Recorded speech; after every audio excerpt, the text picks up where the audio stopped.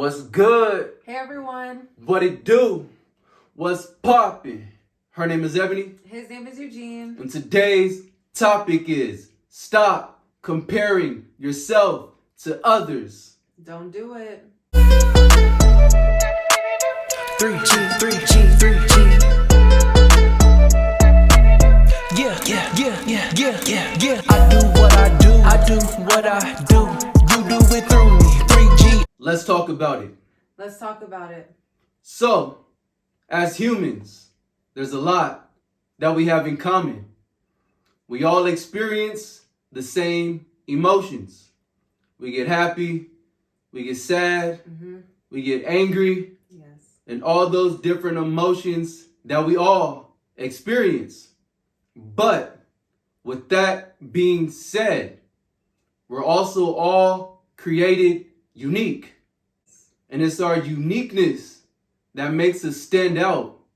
It's our uniqueness that brings something different Yes. to the table, to the group, to whatever you're a part of. There's nothing wrong with vibing and connecting with people on our similarities. But when doing so, just make sure you never lose that uniqueness about yourself. Yes. Grow that and utilize it because it's what makes you, you. I love that. I love what my husband said. Just embracing your uniqueness, embracing your differentness, embracing your creativity is amazing. It's why we're here, is to bring something different to the table, to bring a different perspective in certain situations. So I think it's great to be unique and to be your own individual self.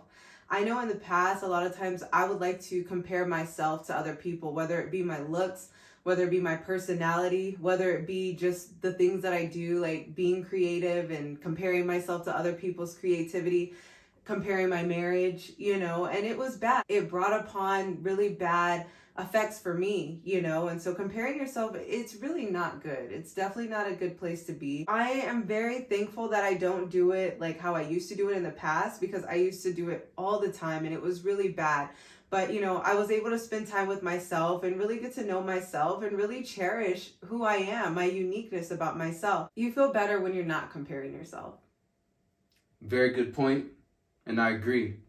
When you know who you are, you don't feel the need to compare yourself to others. Something that works for me is, instead of comparing myself to anyone else, I compare myself to me. I'm trying to become a better version of myself. I'm evaluating myself and seeing ways that I can become better for myself, for my wife, for my family, and everybody connected to me.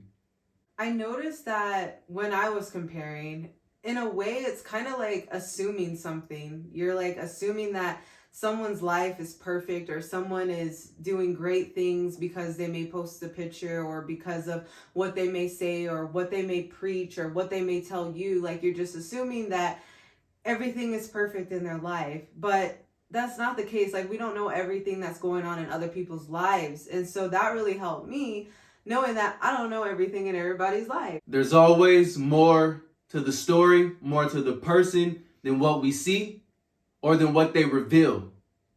So that's something to keep in mind as well. You're not perfect. I'm not perfect. We're not perfect. They're not perfect. Nobody's perfect. So no matter how perfect someone or a couple may come off, just know that behind the scenes, behind closed doors, they have issues. Yeah. They're going through their growth through. They're working on things. There's things that they know that they would like to be different as well.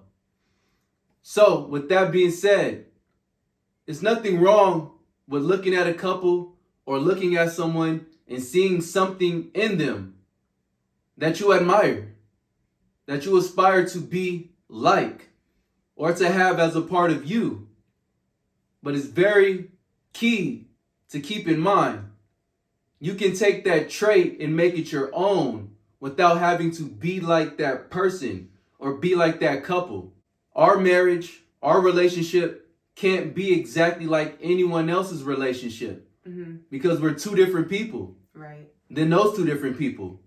Doesn't mean we can't utilize some of the strengths or some of the great qualities that they may have and make it our own.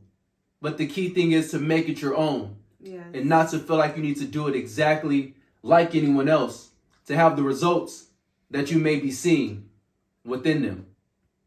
Also, what can help is just appreciating your life and appreciating who you are as a person, appreciating your personality, appreciating your marriage, appreciating everything that God has given onto you, looking at all of your blessings that you have. Because when you're comparing, it's like, oh, I wish I had this.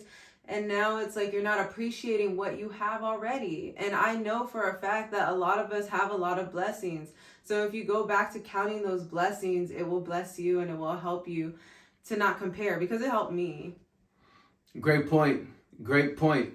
And if you can't do that and look at your blessings and acknowledge all the great things that you have to offer, maybe you need to sit down and really get to know yourself on a deeper, more personal level so that you can stop comparing yourself to others. Because as my wife alluded to, it brings nothing positive to your life. No, it doesn't. If anything, it makes it worse. Most definitely. And unfortunately, most of us can relate to that in some way, shape, form, or fashion. And we don't want to feel that way. At all. So let's change that way. So let's change it. With that being said, if you're feeling the vibe, like and subscribe. And if you ain't, leave us a thumbs up. That'll work. And we out. Bye.